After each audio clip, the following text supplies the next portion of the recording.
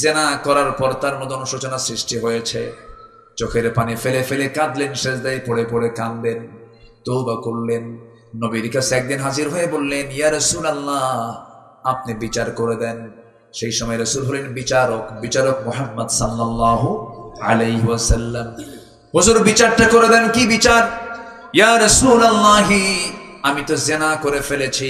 রাসূল বললেন, না তুমি জেনা করো নাই। হুজুর, আমি জেনা করে ফেলেছি। না তুমি করো নাই। হুজুর, আমি সত্যি, যতবার বলবেন আমি ততবার বলবো আমি জেনা করেছি।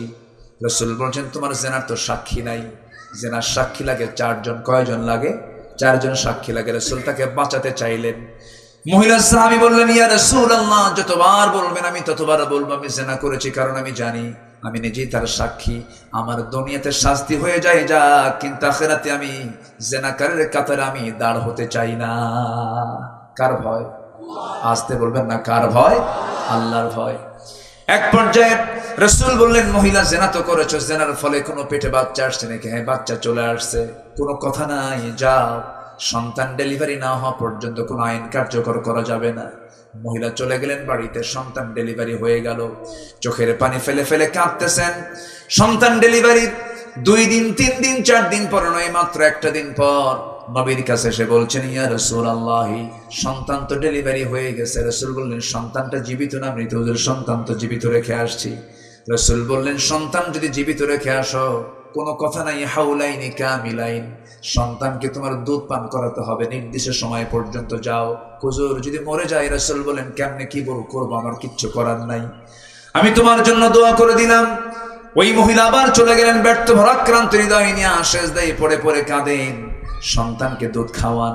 6 মাসের মাথায় টোটালি দুধ বন্ধ করে দিয়ে অন্য খাবারের প্র্যাকটিস গড়ে তুলে সন্তানকে কোলে করে নিয়ে নবীর কাছে তৃতীয়বারের মতো এসে বলছেন, ইয়া রাসূলুল্লাহ, আজকের দিন আমাকে আর ফেরত দেওয়ার চেষ্টা করবেন না। এই যে সন্তান দুধ খাওয়া ছেড়ে দিয়েছে, আমাকে ছাড়াও সন্তান বাঁচবে, অন্য খাবারের অভ্যাস করে তুলে দিয়েছে। হুজুর, আপনি আমার উপর আইনটা কার্যকর করে দেন। আমি জাহান্নাম যেতে চাই না, আমি জান্নাত পেতে চাই।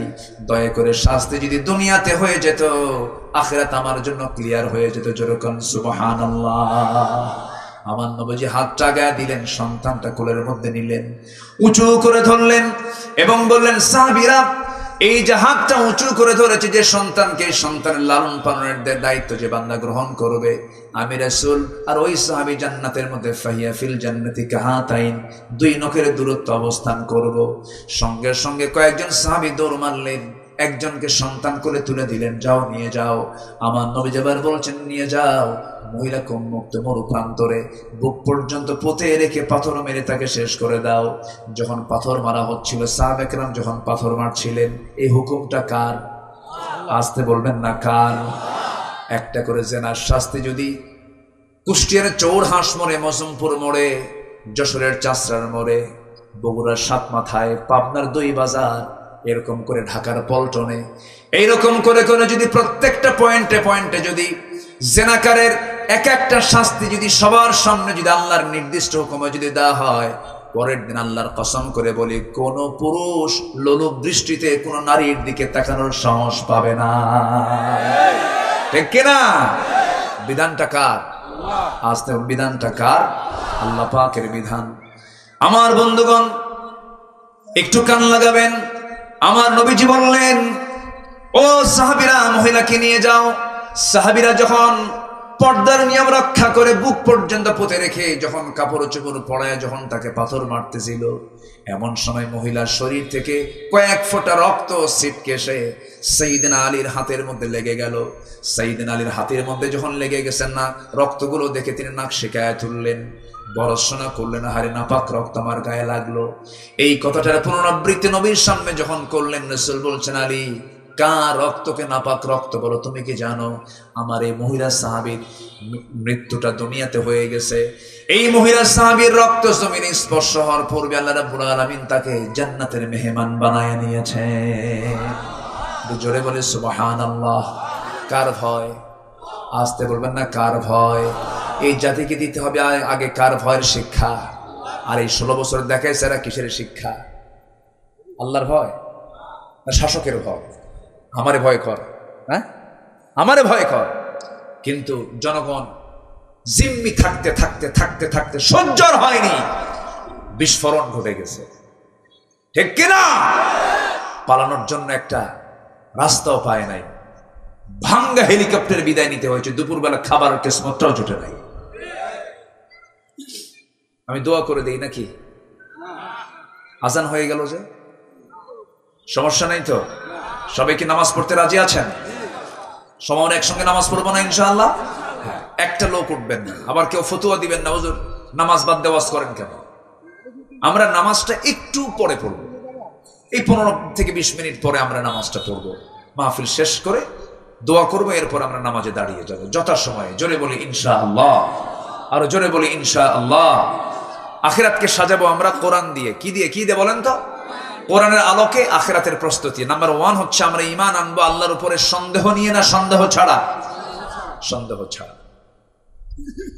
ওই মহিলার কথা বলছিলাম, মনে আছে নাকি আপনাদের? ওই মহিলাকে রাসূল শেষ পর্যন্ত বলেন, আলী তুমি যা বলেছ বলেছ, আর বলতে যেও না। ওই মহিলার জানাজার দায়িত্ব আমি কাউকে দেব না। ওই মহিলার জানাজার দায়িত্ব আমি নিজে নিলাম, আমি নিজেই তার জানাজা পড়ায় দেব।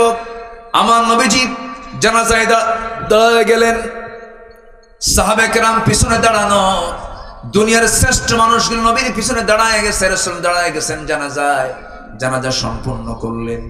জানাজা সম্পূর্ণ করার পরে যখন তিনি সাহাবে কেরামকে লক্ষ্য করে যখন কথা বলতে নিলেন, বললেন, সাহাবীরা কিছুক্ষণ আগে যে মহিলার জানাজা হয়ে গেল, এই মহিলা জীবনের শেষ সময় পর্যন্ত যে পরিমাণ তওবা করেছে, যে পরিমাণ চোখের পানি ফেলে ফেলে কেঁদেছে, এই মহিলার যদি তওবাকে মদিনার 70 জন গুনাহগারদের মাঝে যদি বন্টন করে দেওয়া হতো, প্রত্যেককে মাফ করে আল্লাহ রাব্বুল আলামিন সবাইকে জান্নাত দিয়ে দিতেন। জোরে বলেন সুবহানাল্লাহ।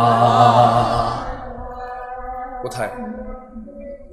এখানে মসজিদ, একটু পরে দিত আজান অথবা মুখে দিত, তাই না? আচ্ছা ঠিক আছে, আজান আমি কিন্তু উঠতে বলিনি। বসেন না প্লিজ, বসেন না, আমি যেতে দেবো না। ওযু পরে আপনি ওযু করবেন, সব করবেন, একটু বসেন। আপনি যাবেন, আপনাকে দেখে আরেকজন ফলো করবে, প্লিজ ভাই। এই মাহফিলটার সৌন্দর্য রক্ষার দায়িত্ব কি একার না সবার? বলেন একার না সবার? নামাজকে আমরা পড়বো না?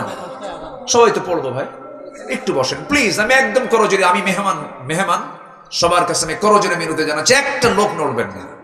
কোরআনের আলোচনায় বসেছি আমরা, জনসভায় বসি না, আমরা বসেছি ইবাদত করতে। বলি আলহামদুলিল্লাহ। নামাজও ইবাদত, এখানে বসে আছে এটাও কি ইবাদত। বসেন, আমরা অন্য কিছু জায়গায় বসে নাই তো, আমরা পবিত্র জায়গায় বসে আছি। বলি আলহামদুলিল্লাহ। আজান যেহেতু খুব কাছে হচ্ছে, আজানটা শেষ হয়ে যাক, কারণ আজানের কথার চাইতে বড় কথা পৃথিবীতে আর